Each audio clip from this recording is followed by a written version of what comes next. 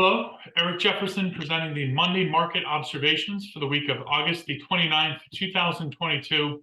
As we all know, typically August, a fairly slow month for capital markets, although last week was certainly anything but. We saw the S&P trade 4% lower, with the majority of those declines coming on Friday. That was one of the worst single trading days we've had year to date. All sectors in the red, with the exception of energy. That's actually a topic we'll discuss in a little more detail.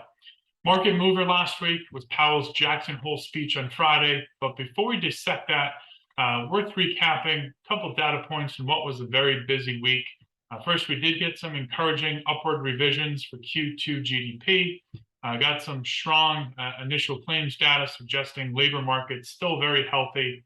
And then saw some progress on inflation, PCE and core PCE as the personal consumption expenditures index. That is the Fed's primary gauge of inflation. Saw some modest improvement there as well. Consumer sentiment seemed to be on an upward tick. So some good news there. We actually saw the markets start early in the week, relatively flat, about a 1% up day on Thursday following some of that good news, but then all of that was overshadowed by Friday's sell-off of over 3%. That again triggered by Fed Chairman Jerome Powell's speech at Jackson Hole. Was a speech that lasted all of 8 minutes, wiped out nearly $1 trillion in wealth. Just to put that in perspective, we talked about the power that his role in his office has. His speech in total was about 1,300 words. 45 of them were the word inflation. For anybody that watched that video, the message was clear. First, they acknowledged they were behind the 8 ball with respect to combating inflation. Secondly, and more importantly, they emphasized that the hawkish regime, or their campaign to aggressively raise interest rates to combat inflation, that was here to stay. Specifically, he had mentioned that a restrictive policy, a la higher interest rates, would be here for some time. As well, and I think the second part is arguably more important, he cautioned against loosening policy or lowering interest rates too quickly. And when you think about the market reaction there, interestingly enough, the bond or the fixed income world wasn't really caught off guard. Markets on Thursday night prior to the speech were pricing in about a 66% probability that the Fed would raise interest rates by 75 basis points late September. Following his speech, that probability increased a mere 2%. Again, I think many in the bond world expected this to be the case, but what caught a lot of equity investors off guard was the Fed pushing back on the notion that they would pivot with the first sign of a peak in inflation. Again, as we've seen, will take several months for confirmation, but likely have reached a peak in inflation, started to see some encouraging data that we are, albeit very slowly, but moving in the right direction. That being said, obviously a lot of work to be done there. Inflation still at historically high levels, 4 times the long-term average, not something that's going to be corrected overnight. And there were many out there that somewhat expected or maybe hoped as soon as inflation started to show some progress that Powell may back off the fight against inflation, with a focus on avoiding recession. He made it very clear towards the end of his speech, maybe some economic pain that is necessary in order to tackle inflation. So again, if there was any confusion going into this speech, we certainly received some resolution on where they stand, what those priorities are. Now, when you think about the equity market reaction, it was north of a 3% sell-off. That did seem somewhat extreme, again, considering the fact that time and time again, the Fed has come out, continually reiterated their emphasis is on inflation.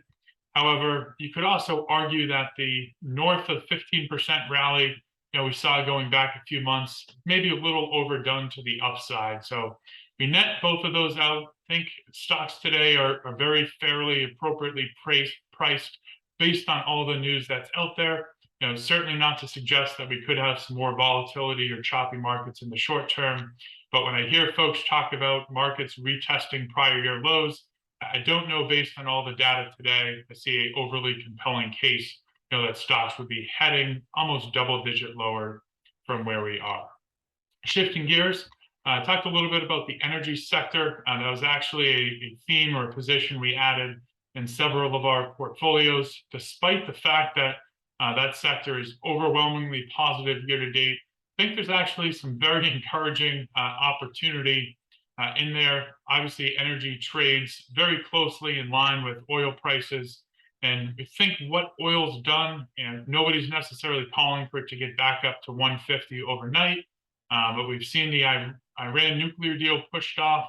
That will take some supply offline. That's obviously an immediate boost to prices as well. And I think the bigger driver here, talked about this last week, the strategic reserves are near record lows to the point where the U.S. Secretary of Energy came out over the weekend that suggested we may have to rethink how much oil we're sharing with our friends in Europe, considering we have so little stockpiled here. And when you think about the implications there, whether that ties back to our trade policies or simply what do we want to do to be prepared for any natural disasters, I think a little political pressure here will start to reignite that purchasing process to refill those stockpiles. That's obviously done by buying oil at current market prices, which is further tailwind to the energy sector. Final thought there too is you don't see a lot of energy companies spending millions and millions of dollars reinvesting in infrastructure.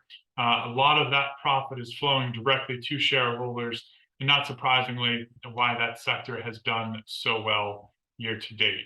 Looking ahead, we'll get some Chinese economic data. That'll be very important to see how the second largest economy is doing.